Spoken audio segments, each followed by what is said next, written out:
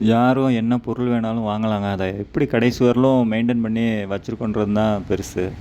இந்த KTM bike பார்த்தீங்கன்னா, நம்மக்கிட்ட கொண்டு வந்திருந்தாங்க. டோப் பண்ணி தான் கொண்டு வந்தோம்.